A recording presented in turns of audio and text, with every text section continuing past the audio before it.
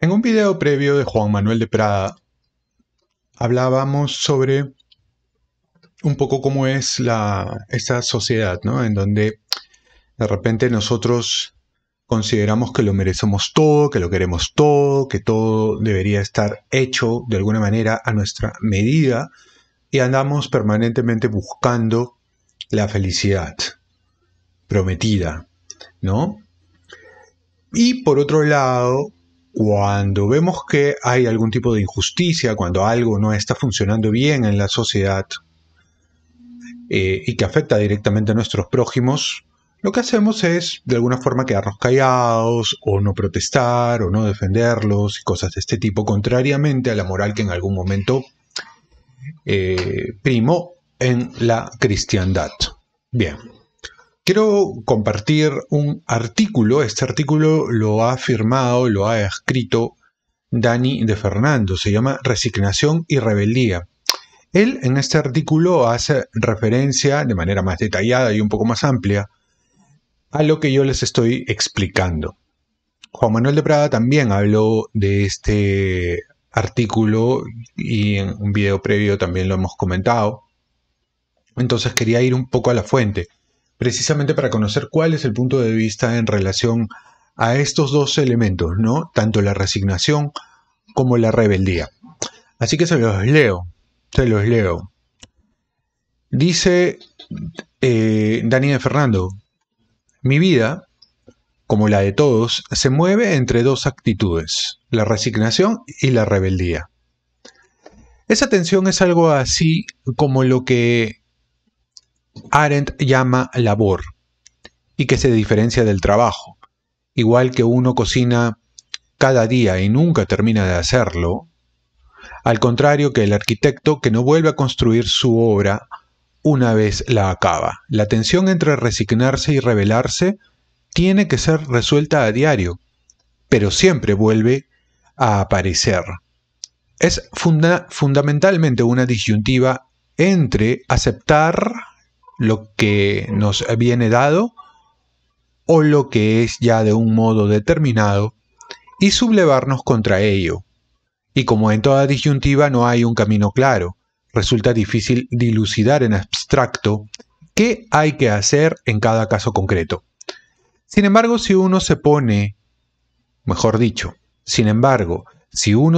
saber en cuál de las dos actitudes está la virtud, para lo que necesariamente tiene que reflexionar en abstracto, concluirá lo siguiente: en la resignación cuando se refiere a la vida propia y en la rebeldía cuando se refiere a la vida ajena. Y aquí es donde Dani de Fernando va a empezar a desarrollar la idea.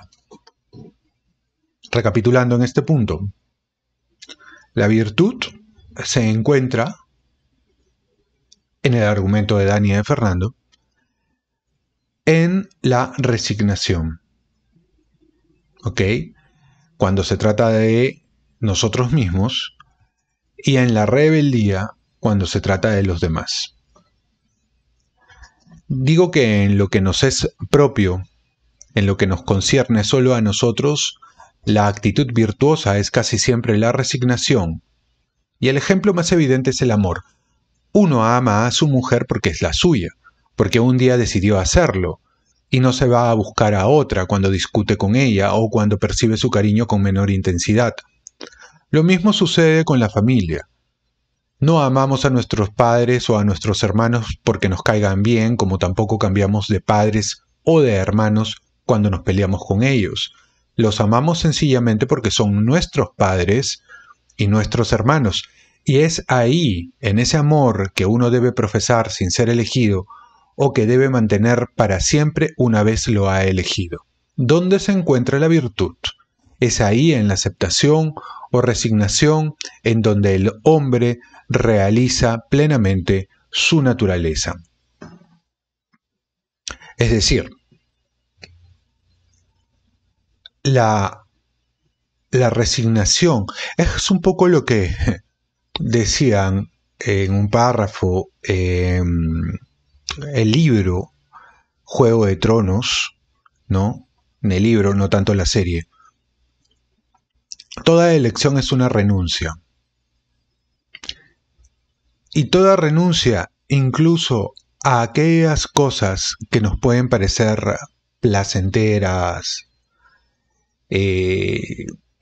agradables, disfrutables y tal, implica una virtud. Porque lo fácil sería acceder, ¿no? Si nosotros estamos casados con alguien y lógicamente por cuestiones del tiempo, físicamente esa persona empieza a cambiar y empieza a tener otro tipo de carácter, momentos más desagradables y tal. No por ello, a la primera de bastos vamos a renunciar a esa relación. ¿Por qué? Porque nosotros ya hemos apostado por esa relación.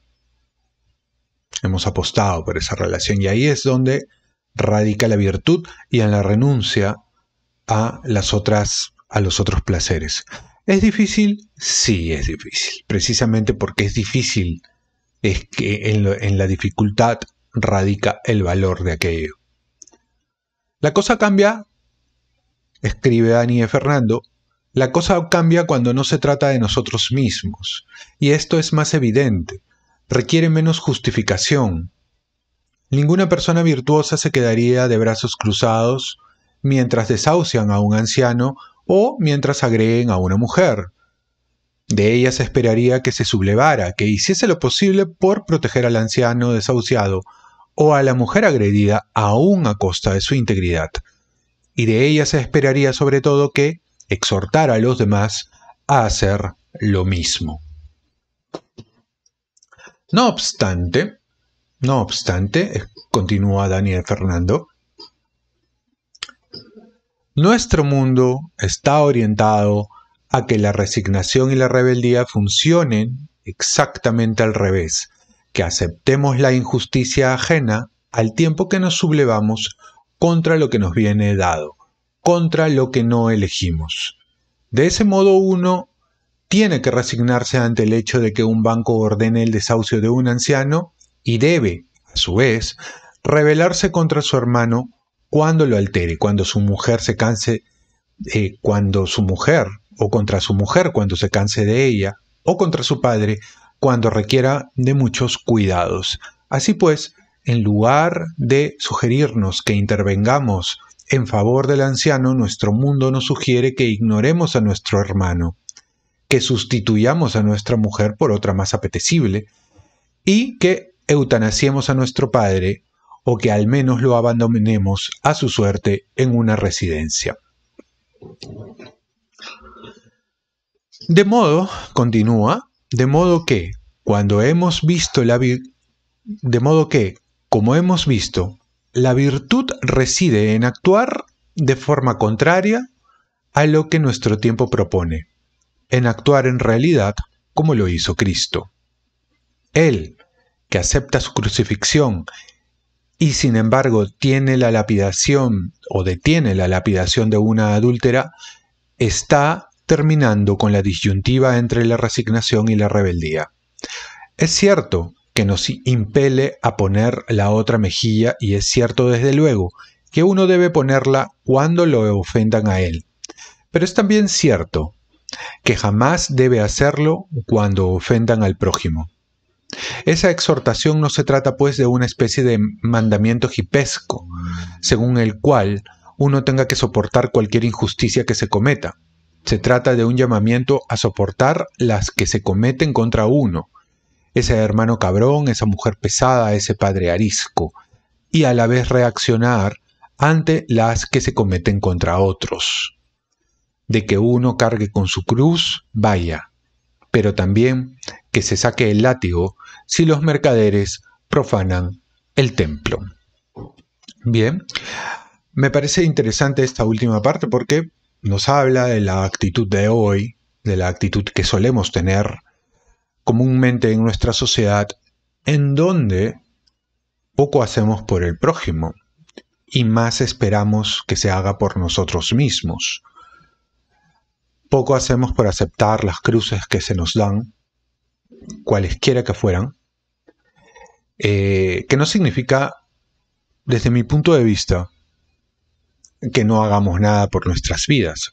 Al contrario, la aceptación y el contentamiento de nuestro día a día, de las cosas que se nos han dado, no implica que no trabajemos por mejorar las cosas, pero sin ese buenismo que hay en nuestros tiempos, en ese halo de empoderamiento en donde nos vemos a nosotros como superhéroes o dioses que lo podemos hacer y lograr todo. Yo creo que ese es un error, porque con el tiempo nos damos cuenta que no podemos alcanzar o lograr todo con nuestras propias fuerzas. Sin embargo, contentarnos con aquello que nos ha tocado. Creo que eso es lo positivo, pero sí que es cierto, es bueno también, y la virtud radica en saber denunciar aquellas injusticias que se están dando en nuestro entorno, ¿no? Y que solemos pasarlas por alto. Bueno, este era el artículo que quería comentar con ustedes. A ver, déjenme su opinión, a ver qué es lo que piensan sobre este buen artículo de Dani y de Fernando, que me pareció muy apropiado para estos tiempos. Nos vemos en el siguiente video.